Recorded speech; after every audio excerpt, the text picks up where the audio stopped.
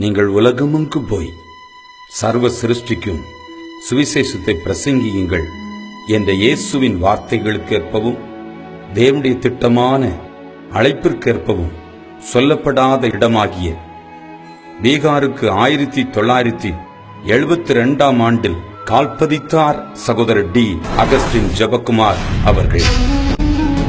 அவர் வந்தபோது அவரிடத்தில் வாயிலே மொழி இல்லை, பேசிட வழி இல்லை, பையிலே பொருள் இல்லை, வீடு திரும்பவும் மனதில்லை.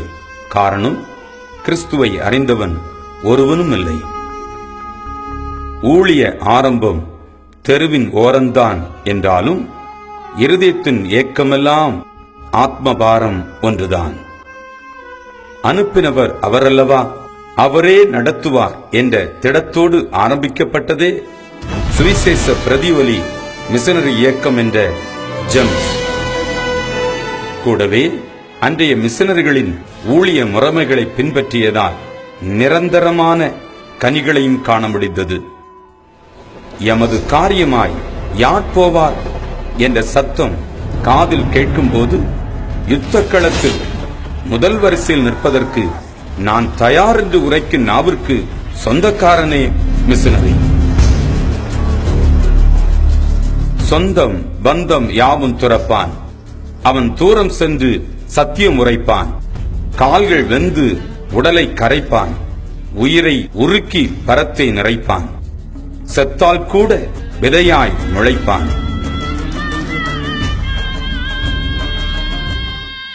ஆம், இது ஒரு மிஷனரி சகாப்தம். வாருங்கள், பயணிப்போம்.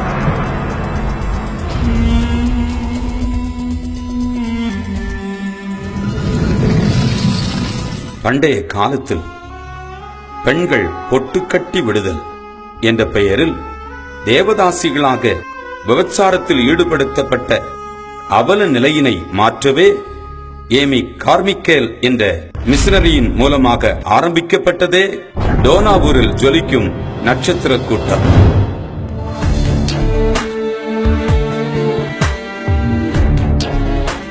அதுபோலவே அக்காலத்தில் பெண்களுக்கு கல்வி மறுக்கப்பட்டது.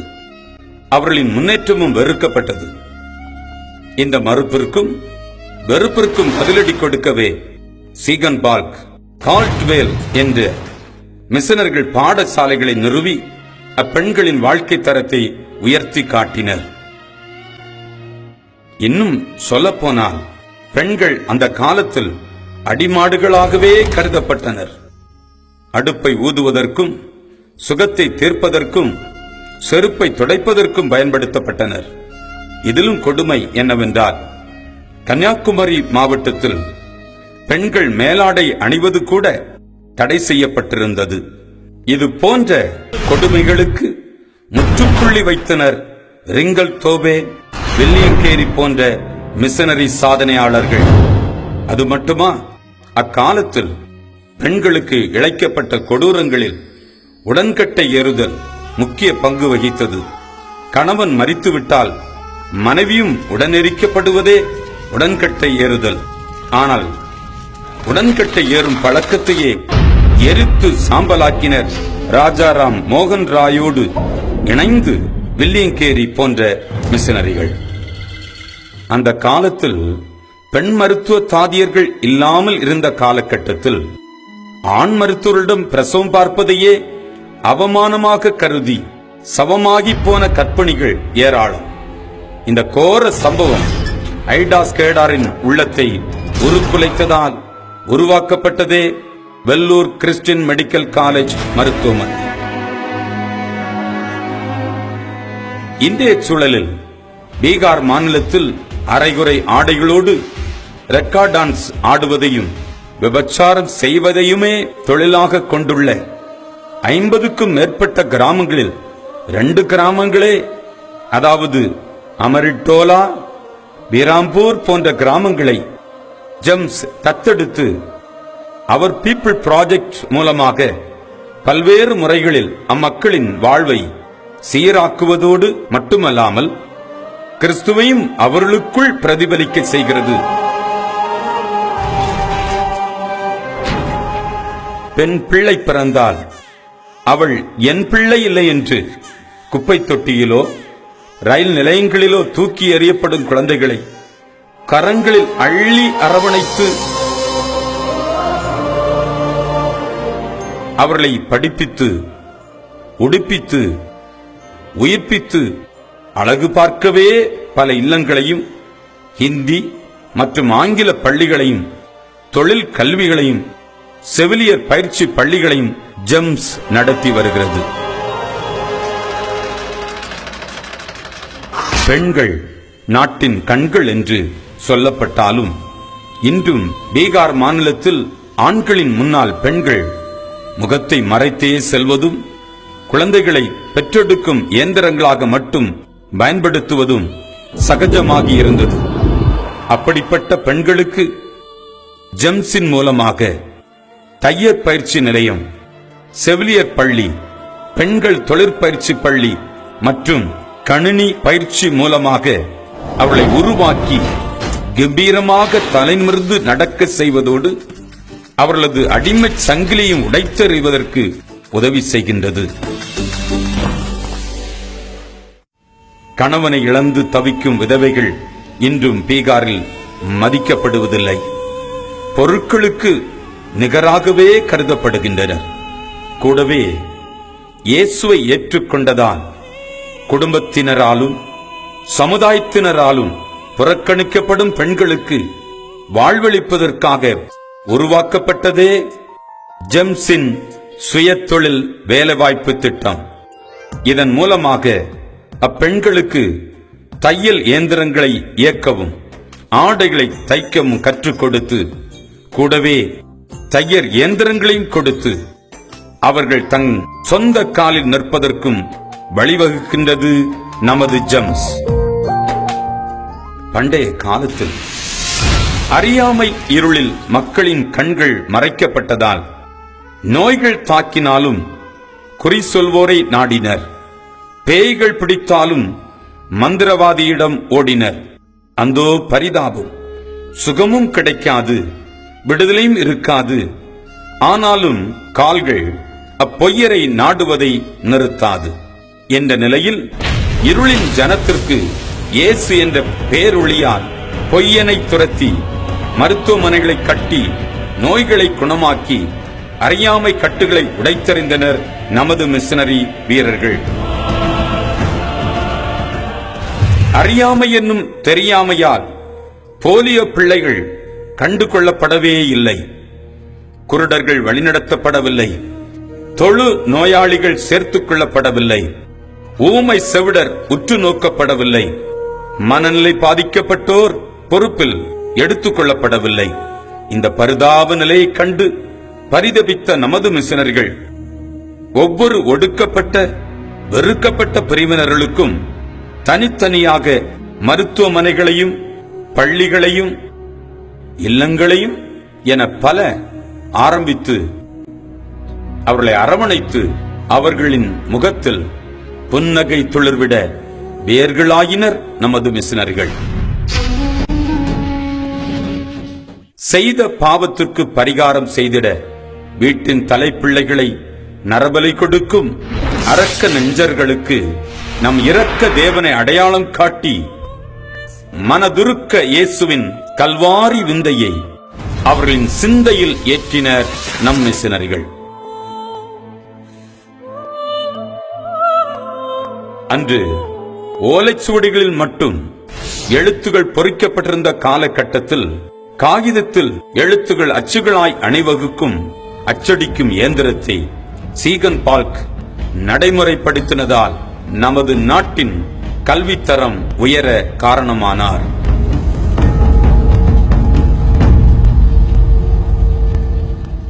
இன்றைய சூழலில் பீகாரில் அறியாமையின் காரணமாக மக்கள் நோய்களுக்கும் பேய்களுக்கும் வித்தியாசம் தெரியாமல் எல்லாவற்றுக்கும் மந்திரவாதிகளையே நம்புகின்றனர். அம்மந்திரவாதிகளும் பேய்களை ஓட்டுவதாக கூறி அவர்களை படுத்தும் கொடுமைக்கோ எல்லை இல்லை. சிகிச்சையை குறித்த எந்த அறிவும் இல்லாத இந்த மக்களின் நிலை கண்டு மனதுருகி ஆரம்பிக்கப்பட்டதே ஜெம்ஸ் மல்டி ஸ்பெஷாலிட்டி ஹாஸ்பிட்டல். தரமான இம்மருத்துவமனையினால் மக்கள் சுகம் பெறுவதோடு அன்றி அவர்களுக்கு சுவிசேஷமும் வழங்கப்படுகிறது. குறிப்பிட்ட சில கிராமங்களில் ஜெம்ஸ் கிளினிக்குகள் உள்ளது. தேவையுள்ள கிராமங்களில் மருத்துவ முகாம்களும் நடத்தப்படுகின்றன. எல்லாவற்றுக்கும் மேலாக அந்த மக்களின் பிள்ளைகளையே ஜெம்ஸ் செவிலியர் பயிற்சி பள்ளியின் மூலமாக அவர்களை செவிலியர்கள் ஆக்குவதற்கும் ஜெம்ஸ் உறுதுணையாய் உள்ளது.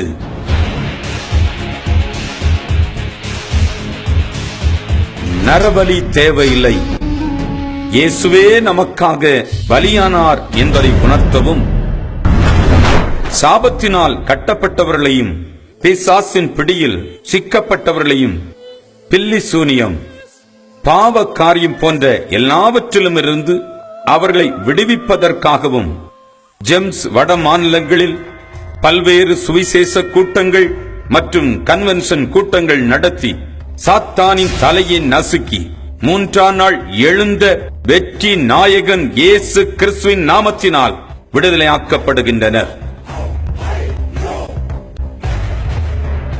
போலியோ குழந்தைகள் என்றால் ரோட்டோரத்திற்கு சொந்தம், குஷ்டரோகி என்றால் குப்பை மேட்டிற்கு சொந்தம்.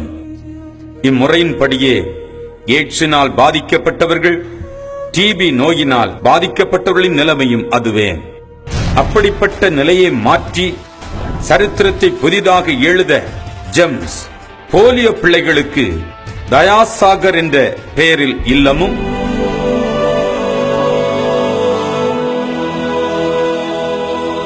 குஷ்டரோகத்தால் பாதிக்கப்பட்டவர்களுக்கு நமது மருத்துவமனையில் தொடர் சிகிச்சையும், எய்ட்ஸினால் பாதிக்கப்பட்ட குழந்தைகளை தத்தெடுத்து அவர்களுக்கு உணவு, உடை, கல்வியை கொடுப்பதோடு கல்வாரி நாதரின் அன்பிலும் நடத்தப்படுகின்றனர். சுவிசேஷம் விரைவாக பரவிட, சத்தியங்களை சத்தியமாக எடுத்து சென்றிட, லட்சக்கணக்கானோர் தேவனை நிமிடத்தில் அறிந்திட ஜெம்ஸ் மீடியா போராடி வருகின்றது. இன்னும் ஆழமாக சென்றால், அக்காலத்தில் ஜாதி பிரிவும் ஏற்ற தாழ்வும் தலைவிரித்தாடியது. தாழ்த்தப்பட்டோர் எல்லோருக்கும் எங்கும் எதிலும் தடையே விடையாக கிடைத்தது. எல்லாவற்றுக்கும் மேலாக கல்வி கற்றிட தடை, அறிவை பெற்றிட தடை. இதன் விளைவு தரமான கல்வியின்மையால் தரமான வேலையின்மை, தரமான வேலையின்மையால் இழிவான வேலை கிடைத்ததே உண்மை. தாழ்த்தப்பட்டவர்களுக்கான தடைகளை உடைத்து, நிறுத்தப்பட்டவர்களுக்கான மடைகளை திறந்து கல்வியை வெள்ளமாய் பாய செய்தனர் அன்றைய சரித்திரம் படைத்திட்ட ஜியு போப், ஜீகன் பால், கால்டுவேல் போன்ற மிஷனரிகள். காவல்துறை உங்கள் நண்பன் என்பார்கள். ஆனால் இன்றும் பீகார் காவல்துறைக்குள் பிரிவுகள் ஏராளம். அவர்களின் உணவு விடுதிகள் வேறு வேறு ஜாதியின் அடிப்படையில். காவல்துறைக்கே இந்நிலை என்றால் சராசரிக்கு என்ன நிலையாக இருக்கும்? இன்னும் குழந்தைகளின் பள்ளிக்கூடத்தை பார்த்தால் வேதனை. பாடப்புத்தகம் ஒன்றுதான், படிக்கும் பள்ளி ஒன்றுதான், நடத்தும் ஆசானும் ஒன்றுதான். ஆனால் மாணவனின் இருக்கை சாக்குப்பையில்தான். அவன் தாழ்த்தப்பட்டவன் என்று சொல்லப்பட்டான். இதுபோன்ற ஏற்ற தாழ்வின் அம்புகளை மிதித்து உடைத்து படிக்கட்டுகளாய் மாற்றி எல்லாரும் தேவ பார்வையில் சமமே என்பதை நிரூபித்திட நமது ஜெம்ஸ் மருத்துவமனையில் எல்லா மக்களுக்கும் சமமான ஒழுங்குமுறைகளும் சிகிச்சைகளும் வழங்கப்பட்டு வருகிறது. பள்ளிக்கூடங்களில் எல்லா மாணவர்களுக்கும் சமமான இருக்கைகளே என்பது போன்ற புரட்சிகளை உருவாக்கி ஜெம்ஸ் ஜெயம் எடுத்துள்ளது. தாழ்த்தப்பட்டவர்களுக்கும் ஒடுக்கப்பட்டவர்களுக்கும் அடிமத்தன வேலைகளும் தர குறைவான தொழில்களுமே வழங்கப்பட்டது. இதன் விளைவாக சமுதாயத்திற்கு விரோதமாக செயல்படுவோர் எழும்ப ஆரம்பித்தனர். அசம்பாவிதங்கள் பெருகின.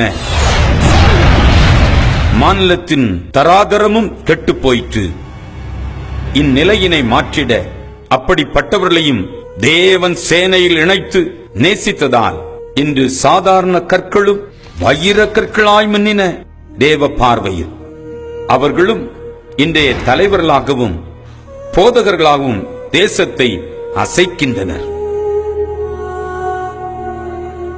செருப்பிற்கு அடையாளமாக கருதப்பட்டோரின் பிள்ளைகள் பாலிஷ் செய்யப்பட்ட சூக்களோடு ஆங்கில பள்ளிகளில் கால் பதித்து விட்டனர். வேலைக்கே ஆகாதவென்று தள்ளப்பட்டவனையும் வேலை கொடுக்கிறவனாக மாற்றி வருகிறது எமது ஐக்கிய. சிகிச்சை என்றால் என்ன என்று கேட்ட மக்களின் பிள்ளைகளில் பலர் இன்று சிகிச்சை கொடுக்கும் செவிலியராகிவிட்டனர். நோய்களுக்கும் பேய்களுக்கும் வித்தியாசம் தெரியாத ஜனம் இன்று சீசனுக்கும் விசுவாசிக்கும் வித்தியாசம் காட்டும் பிரசங்கி ஆகிவிட்டனர். சகல ஜாதிகளையும் சீசராக்குங்கள் என்ற இயேசுவின் கட்டளைக்கு கீழ்ப்படிந்து ஜேம்ஸ் பீகாரில் இயேசுவை அறியாததினால் பாவத்திலும் அறியாமையிலும் வாழ்ந்து கொண்டிருந்த மக்களை இயேசுவை விசுவாசிக்க செய்து அவர்களுக்கிடையே தரிசனம் பெற்ற சபைகள் ஸ்தாபிக்கப்பட்டால்தான் இந்த பணி கிறிஸ்து வரும் வரை தொடரும் என்பதற்காகவும் சபைகள் கிறிஸ்துவுக்குள் வேரூன்றப்பட்டு வசனத்துக்கு ஒப்புக் கொடுத்தால்தான் கனிதரும் ஊழியம் கடைசி வரை நிலைக்கும் என்ற திட்டமான அடிப்படை சத்தியத்திற்கு ஏற்பவும் சபைகளை ஸ்தாபித்து தேவ திட்டத்தின்படி சீசர்களும் மாக்கப்பட்டனர். பீகார் மாநிலத்தில் இத்தகைய எழுப்புதலை உருவாக்குவதற்கு வந்தோம். சொல்லப்படாத மக்களுக்கு சுவிசேஷம் அறிவித்தோம். விசுவாசித்த மக்களுக்கு சபைகளை கட்டினோம். சபைகளின் மூலமாக சீசர்களை உருவாக்கினோம். உருவாக்கப்பட்டோரை தன் சொந்த ஜனத்திற்கு சுவிசேஷம் அறிவிக்க அனுப்பிவிட்டோம். இன்று தேவனின் கிரியைகளையும் கண்டுவிட்டோம். ஆனால் மார்த்தட்டிக் கொள்ள இன்னும் முழுமையடையவில்லை. ஊராய் செல்ல ஆட்கள் கிட்டவில்லை. நொண்டி சாக்கை சொல்லி ஜெயம் பெறவும் இல்லை. கட்டுக்கதைகள் பேச நாட்கள் நம்மிடமில்லை. வாருங்கள், கரங்களை கோர்ப்போம், தடைகளை தகர்ப்போம், மலைகளை பெயர்ப்போம், சகாப்தம் படைப்போம். புறப்படு தோழா, புறப்படு. மிஷனரி சகாப்தம் தொடர வேண்டும்.